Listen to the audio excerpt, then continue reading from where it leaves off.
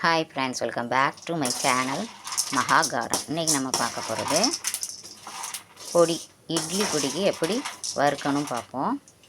First இந்த அளவுக்கு நம்ம செவக்க வறுத்துக்கணும். உளுந்து, புளி உளுந்து நல்லா டேஸ்ட்டாக இருக்கும்.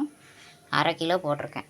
அதே மாதிரி கடலைப்பருப்பு, அதுவும் ஒரு 1/2 கிலோ போட்டிருக்கேன். எல்லாம் சரிசமமாக வறுத்தா நல்லாயிருக்கும். அதுக்கப்புறம் 2 எள்ளு பாக்கெட்டு, 50 + 50 100 கிராம் எள்ளு பாக்கெட்டு. பூண்டு கடைசியில் போட்டு திரிச்சிக்கலாம், பச்சையாகி திரிச்சிக்கலாம். அப்புறம் வத்தல். இப்போது உளுந்து திரிச்சாச்சு. இது எப்படி வறுக்கிறேன் பாருங்கள். கொஞ்சம் சிம்லையும் கொஞ்சம் மீடியமாக வச்சு, சிம்மை கொஞ்சம் கூட்டி வச்சு வருங்க. ஏன்னா கருகிடும். கடலைப்பருப்பு கருகிட்டேன்னா டேஸ்ட்டே கெட்டு போயிடும். கடையில் 10 ரூபா பாக்கெட்டு கடையில் வாங்கினா அதிகமாகவும் இருக்காது. அதனால் நம்ம வீட்டிலேயே இப்படி திரிச்சிக்கலாம். நல்லா சுத்தமாகவும் இருக்கும், டேஸ்ட்டு நல்லாயிருக்கும்.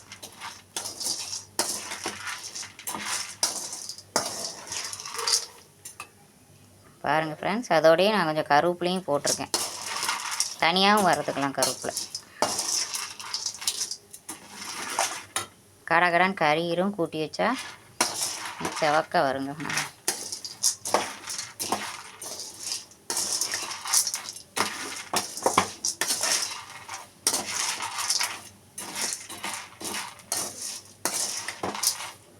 வறுத்துட்டு காமிக்கிறேன் ஃப்ரெண்ட்ஸ். லைட்டாக எண்ணெய் விட்டு வருங்க.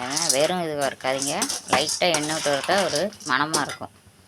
செவந்துட்டு வருது, காமிக்கிறேன் பாருங்கள் ஃப்ரெண்ட்ஸ். வறுந்துட்டு இப்படி செவக்க வறுத்துக்கோங்க.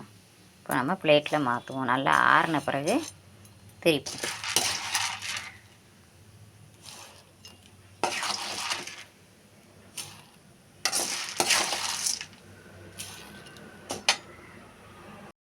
ஃப்ரெண்ட்ஸ். இப்போ வத்தல் போட்டாச்சு. கொஞ்சம் எண்ணெய் விட்ருக்கேன். எண்ணெய் விடாமல் இருக்காதீங்க, கமர ஆரம்பிச்சிடும்.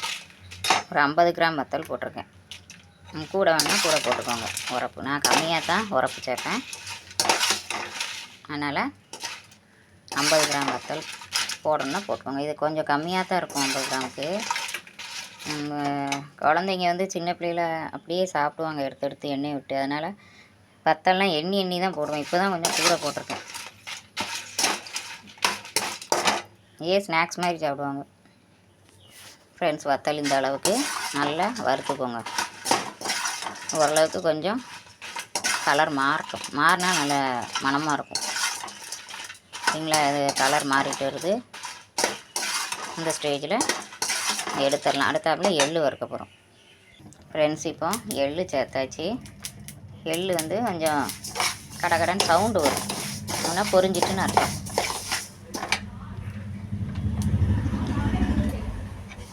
கொஞ்சம் மீடியம் ஃப்ளேம்லேயே வச்சுக்கோங்க.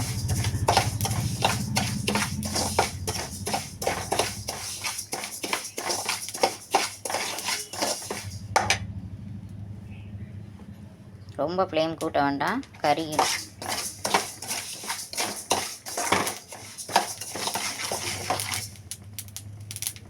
இப்படி பொரியுது பாருங்கள்.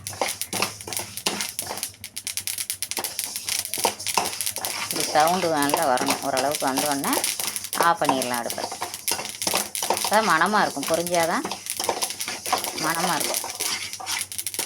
எல்லாத்தையும் ஆற வச்சு திரிக்கும்போது காமிப்பேன் ஃப்ரெண்ட்ஸ். இதில் தேவையான அளவு உப்பு, காயப்பொடியும் சேர்த்துருக்கேன். எல்லாத்தையும் அதில் போட்டாச்சு. வத்தல் போட்டிருக்கேன், கடலைப்பருப்பு, உளுந்து பருப்பு போட்டிருக்கேன். பாதி பாதியாக திரிப்போம்.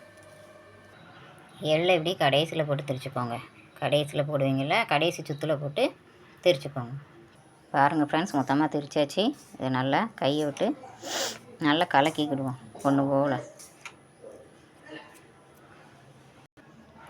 சுவையான எள்ளு இட்லி பொடி ரெடி. நீங்களும் இதே மாதிரி செஞ்சு பாருங்கள் ஃப்ரெண்ட்ஸ். நல்லா டேஸ்ட்டாக இருக்கும் வீட்டில் செய்கிறது. ஓகே ஃப்ரெண்ட்ஸ், இந்த வீடியோ பிடிச்சிருந்தால் லைக் பண்ணுங்கள், ஷேர் பண்ணுங்கள், கமெண்ட் பண்ணுங்கள். என்னோடய சேனலை மறக்காமல் சப்ஸ்கிரைப் பண்ணி பாருங்கள். Okay, thank you.